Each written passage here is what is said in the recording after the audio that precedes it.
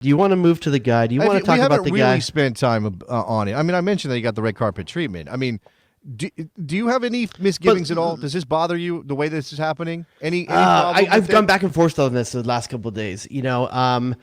Part of me, you know me, I love the TMZ spectacle. I love the TMZ spectacle. Yeah, you like this guy's getting. This dude is. By the way, he was literally trending. Incredible week for you on that front. If that's what you like with the USMNT. Incredible week. We haven't talked about Becky G and Sebastian Lletget, huh? No, we have not talked about. I don't know if we should. I have no idea if any of it's true. But if you if you want to go down a deep, dark rabbit hole, search Sebastian Lletget's name on Twitter right now. I will say, this is not England. I don't think we can be sued if we talk about it, unless we kind of say like these are the rumors. This is what's happening. But anyway, go ahead. Let's talk about Flo. Allegedly. Allegedly. Now, what's not... Okay, anyway. Let's talk about what I was saying is that I dig... Like, dude was trending on Twitter. Like, straight up trending on Twitter. Like, not the For You page, the actual page. Like, this is... So part of me is kind of like, damn, I dig the spectacle. Like, oh crap, I love it. I love it when U.S. soccer gets to be Twitter detectives. I love that part where you love that part. Oh yes, I dig that part, dude. Like when it took about 4 seconds for his Instagram picture of him in that SUV in Orlando. I like it when we're tracking planes. Like flights on a Doppler or something like that, that's right. I dig that kind of stuff, man. There were pictures we were trying to figure out how Mr. Weston McKennie got out of the hotel. Yeah. Did someone sneak him under a bell cart? A little bit like that. So Balogun shows up in Orlando. He posts a picture of himself in an SUV. I mean, I don't know, whatever. It's a wild shot to take and just post on your Instagram, like, an SUV. And then it said, here to chase tail on the wall. You know what that said? Oh, said, yeah, right?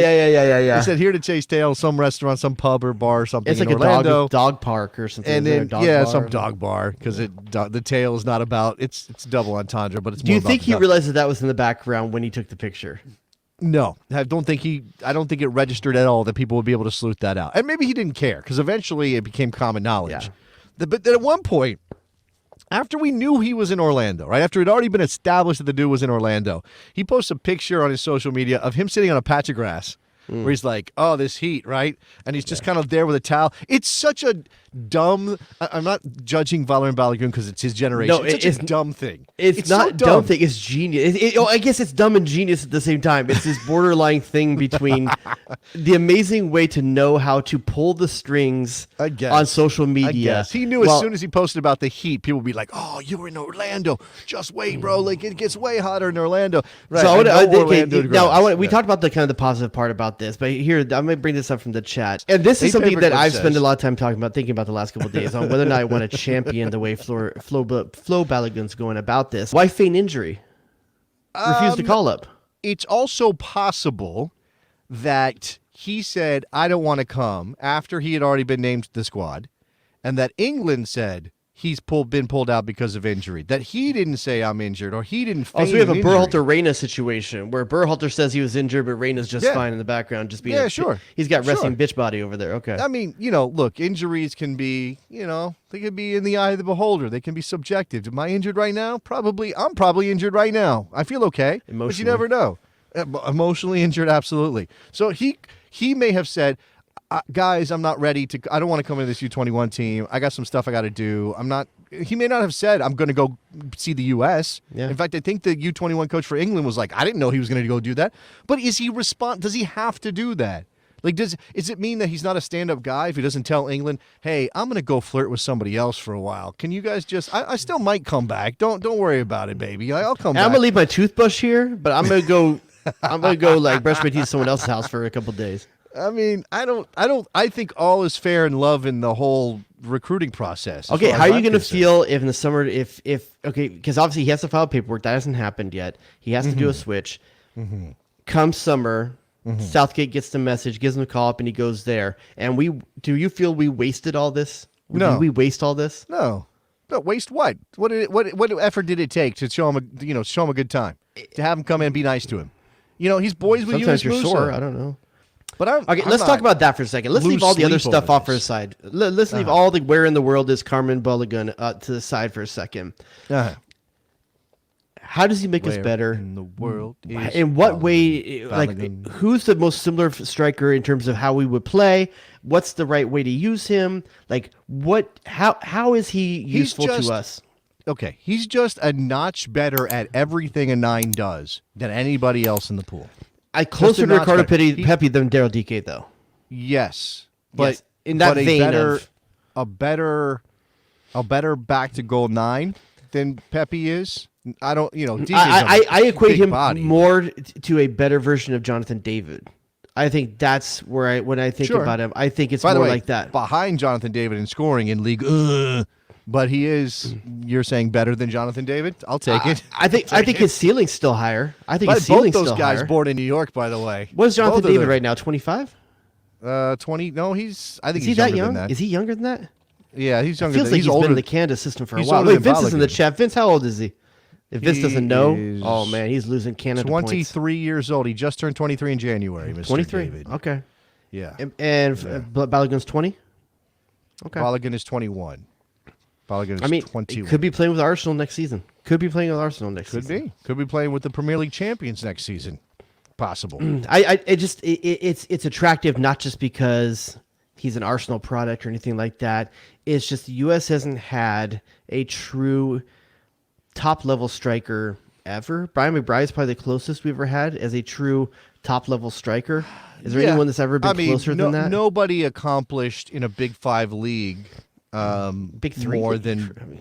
Well, Big 5, Big 4, Big 3 than McBride. Maybe Josie, you could say Josie's year at Alkmaar. Well, he was, but that's not a top 5 league. He was good. Josie was good. I don't know one of those people who hates on Josie. He maybe hit the ceiling people wanted, and certainly he fell off a cliff at one point. And Josie's not. By the way, Josie's not the athlete that Balogun is. Josie's a bigger body than Balogun. Ooh, Josie's a pretty good athlete. He played, but he's not as fat. That's Josie not the equation. You're equating Josie Altidore more to the Daryl Dikes of the world. You're not equating him to the Ricardo Pepis. No, I think Josie was a very good all-around striker. Josie was an incredible passer as a center forward. For sure. Absolutely. And great back-to-goal. Maybe the best back-to-goal striker we've ever had. What I'm saying is that Josie was not going to kill you with his speed. Speed was not Josie's game. But he had every other tool in the bag in CONCACAF, in certain moments, obviously. But I'll say one thing that Josie I don't think was good at was making his own shot, creating his own shot. And I think that's something Balogun can do. He doesn't have to have service to be dangerous. And I think I don't know that we have another striker like that. No. Ferreira needs service. Dike needs service. Pepi needs service. Absolutely. That's something different that we're talking about. I had Joe Lowry from backheel.com on the radio show. Did you know about my radio show, Jared? Still? I haven't mentioned it in a while. I don't know if you've heard. No, I've never heard it. On my daily radio show. Heard of it? You've never heard it? You've never heard of it? Yes. I'll never have any of it. Sometimes I feel like I never stop hearing about it. Please take that back to the kitchen. I am not eating that. I had Joe Lowry on my show, and he went as far as to say if there is a striker that Balogun sort of equates to, not at that level, but down a couple notches, maybe more than a couple, it's Karim Benzema, right? He does a lot of things well. He's a good passer. He can get on the end of things in the air. He obviously can create his own shot, right? That's what you know about Benzema. You give Benzema 2 yards of space anywhere within 25 yards of goal, and there's going to be a shot on target. And I think that's what we're missing here.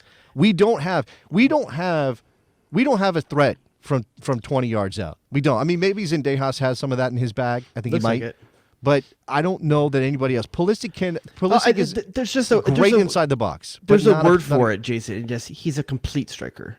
Yeah, he's a complete striker. I think I get a little bit nervous about saying that because it kind of indicates that he's a finished product already. Yeah, but he's not that. But he has the potential to be that. Yeah. Right? Yeah, he's fantastic with his feet. He's quick in space. He's got a big enough frame to be dangerous in the air, and not just that, he's producing. He's producing at a fantastic clip.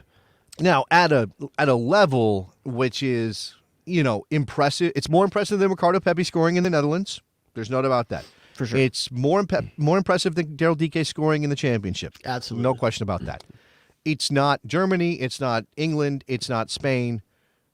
it's okay. It's pretty good. None of those guys are going up against the defenders that PSG has. That's granted, true, it's a quick drop off after. But he's not playing PSG every week. He is playing those level of defenders twice a year, 3 times a year, cup games and stuff like that. No, he's a very, very good player, and he can only play against the guys in front of him right now in the league he's in. Now, I had somebody in the chat said that if he declares, this is Connor, if he declares for the United States, that's not what we're doing. Arsenal will probably sell him. Now, I'd love for Connor to expound on that. I can imagine what the reasons would be. I haven't thought about that. I don't understand I don't. Is he less? Does he smell like America at that point? Like what does America smell like, Jason? American cheese. Let's see, hot dogs. I was gonna say, but the raw it hot smells dogs, like a TV dinner in a dogs. mobile home. That's what America smells like. A TV dinner, I could definitely see that. Man, the peas in that. Whatever Nick's freaking Skyline part? chili smells like, that's what America sounds like. Worst part. I had a roommate once who would eat those Hungry Man dinners. That was his meal every day, and I could not get behind this. What's the worst thing about a TV dinner, you think? The plastic film. Remember and what it does to steak? what it oh god, yeah. And what it does to vegetables. That's what it does to vegetables. What it does to vegetables. It just makes them soggy and mushy and gross. Yeah. Remember that they would always have like a cobbler or some sort of chocolate thing. It would be all stuck around the edges. It's like a volcano in the middle. Yeah, it would be disgusting. And and I still housed a bunch of those when I had no money.